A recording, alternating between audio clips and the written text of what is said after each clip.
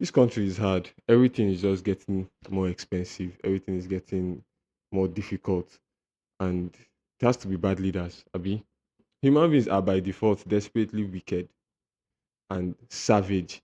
By default, it is it is religion and morality and society and rules that try to keep us in check. And so we go out of our way to try to obey them just because we are trying to pretend to care for the next man. If you leave human beings alone without rules, they are always savage. What we have in government is a set of individuals that have no rules. And so they are just perpetuating humanity in its purest form. You know, humanity in its most primal state is what is ruling Nigeria. And the hardship that we see now and everything is just a byproduct of humanity perpetuating itself in its full form. But that doesn't mean that we don't have responsibilities. Everybody is as bad as people in government because people in government are actually heartless. But that's the thing. I have a theory that says that Nigeria will not get better in our lifetime. Here's why Nigeria will not get better in your lifetime. The people that are spoiling Nigeria have been spoiling it since we gained independence.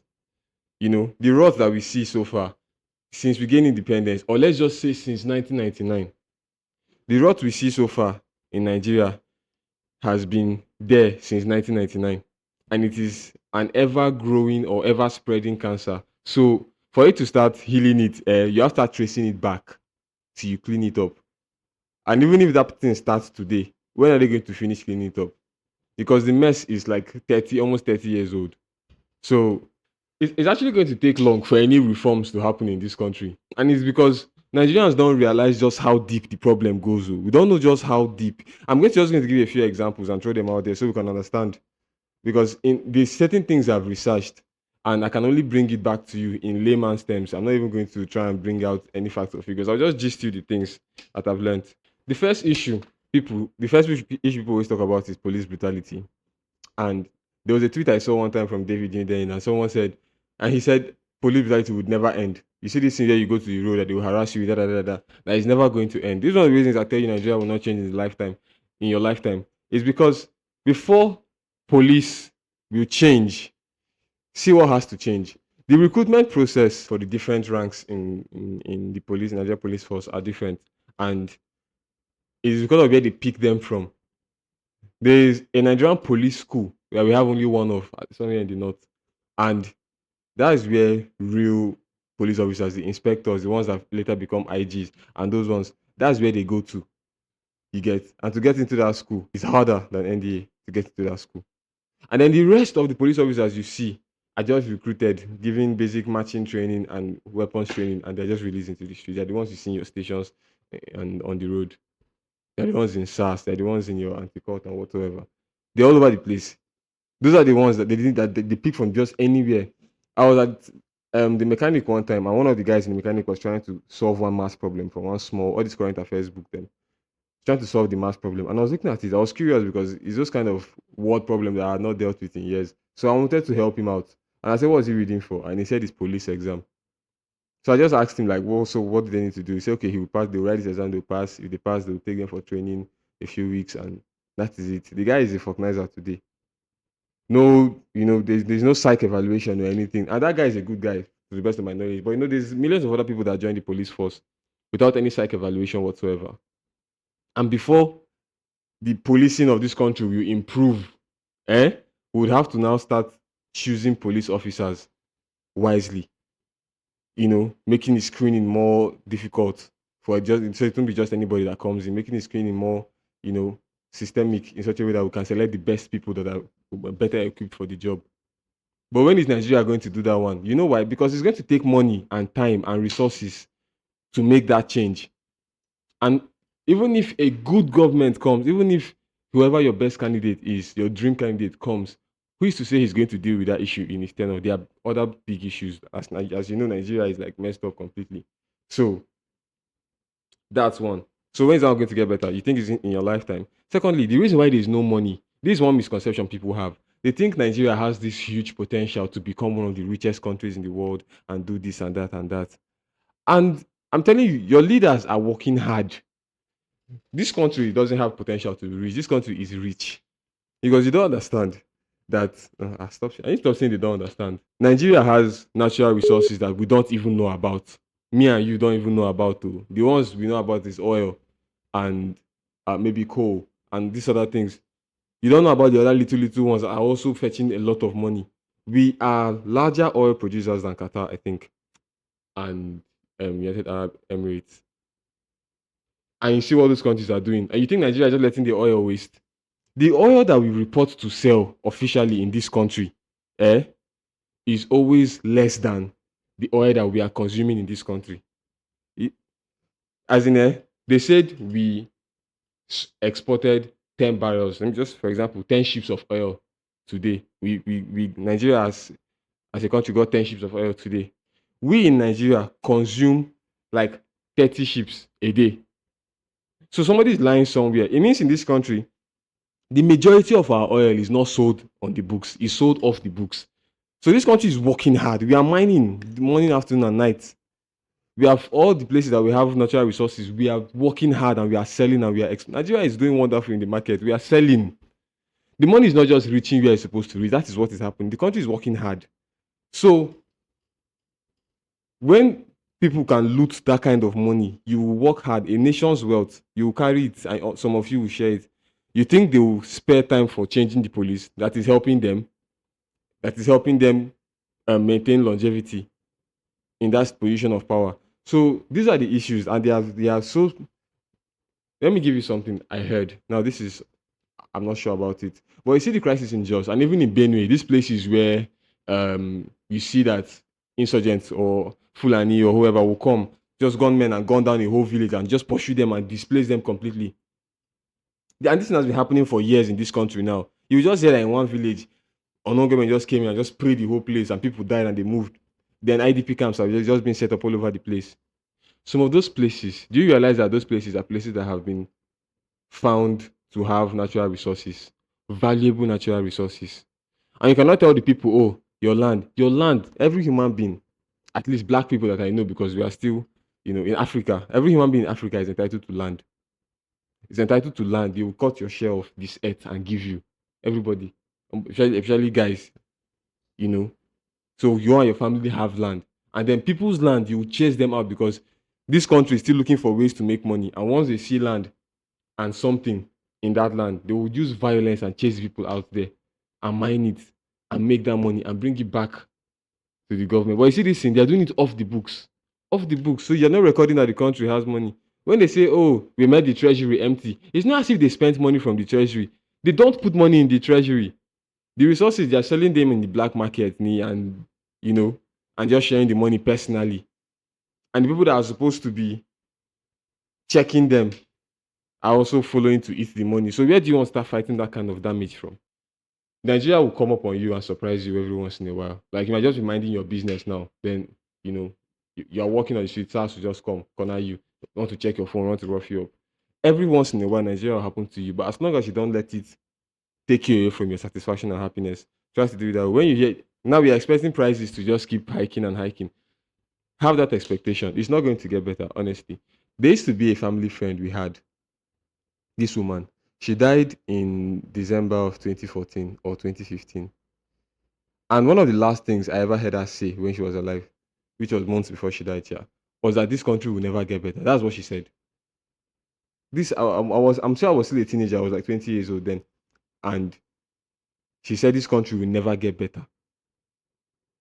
I was like, now wow. So am I going to just grow old into a country that is going to become increasingly difficult? And that's what has happened. That's manifested. It has become increasingly difficult since that time up until now. We're joking before that. Imagine next government, somebody that will make us miss Tinubu, and everybody was shouting, God forbid, God forbid. Everybody will make us miss Buhari, sorry. A new government that will make us miss Buhari, and everybody was shouting, God forbid. How about a government that will make us miss Buhari? Now, Buhari time seems like it was luxury, it was the heaven. When dollar was, what, 500, you did mad. But generally, it's our fault again, Nigerians, because if we were not so used to, I saw somebody said this thing. God, it was a celebrity that was being interviewed somewhere. And he said one thing about, like, he was trying to like big up Nigerian people. It was like, one thing I like about Nigerian people is that we always know how to adjust. We are always good at, you know, adapting to any situation. It's like, why are you praising them for that nonsense? This is why we are in the situation we are. Our parents were just adapting. As was 20% difficult, it became 25% difficult. You're saying it's just 25%, 30% difficult. If you put a frog in hot water and start hitting the water slowly, the frog will never jump out because look. So stop being comfortable with it. In Nigeria today, it's almost like a competition who is suffering more. It's like we anticipate the hardship. It's like we tell the government, you know what, bring it on. Fuel 1K, you will see how we will survive. Just bring it. Fuel 1K. Nobody is going out to protest. Nobody is going to change anything. And the people you vote in government to the legislature, you know, the legislature is an arm of government that is equal in power to the executive, but cannot rule because one person has to rule. So now the legislature that is supposed to be checkmating the executive, once you turn in, once you know what, everybody in government is so corrupt that there's no good person. Oh.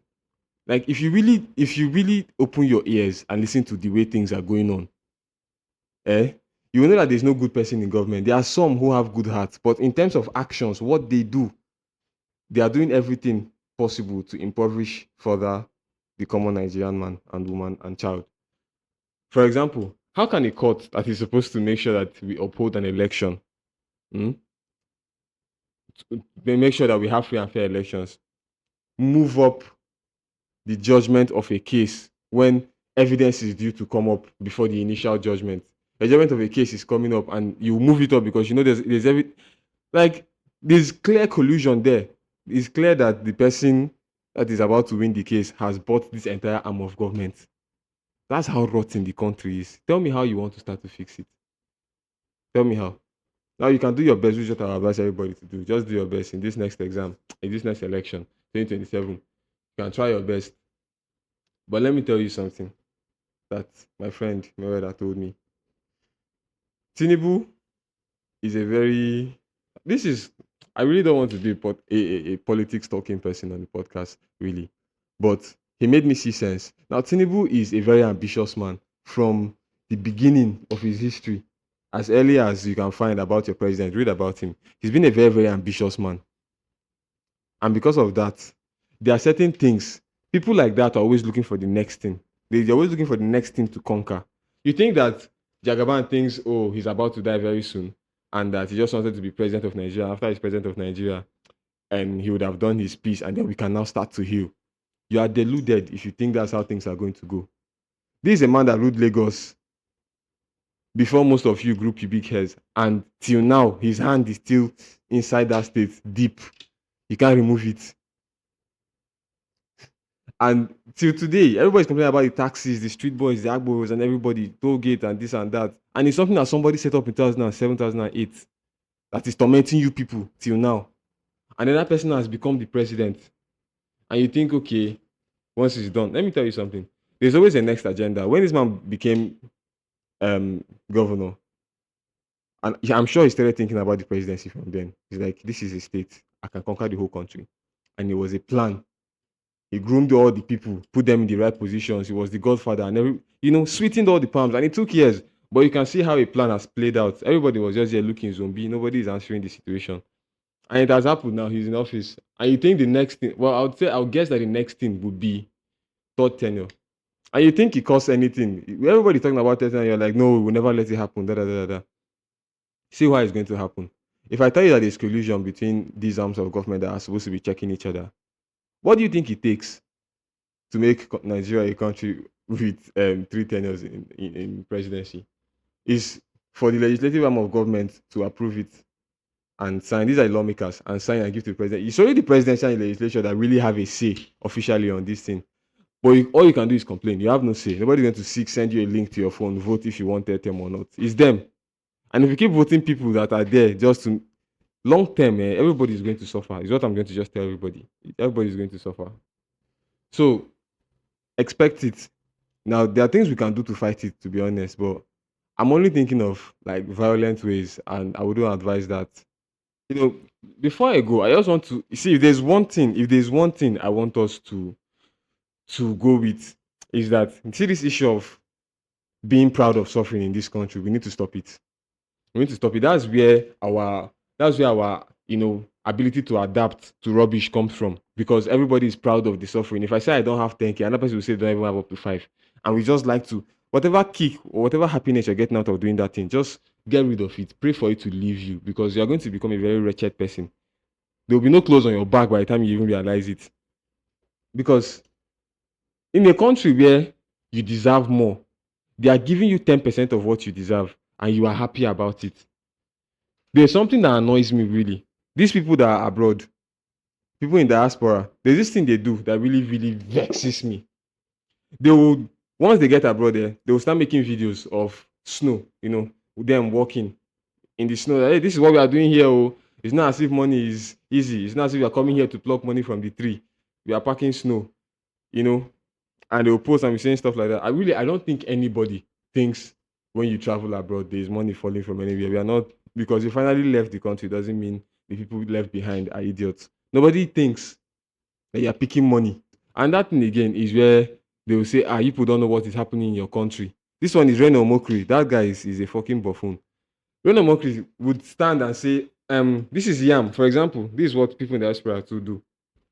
They will go to a supermarket and see yam showing £1.50 and say, this is one tuber of yam. One small tuber of yam is £1.50 in the UK.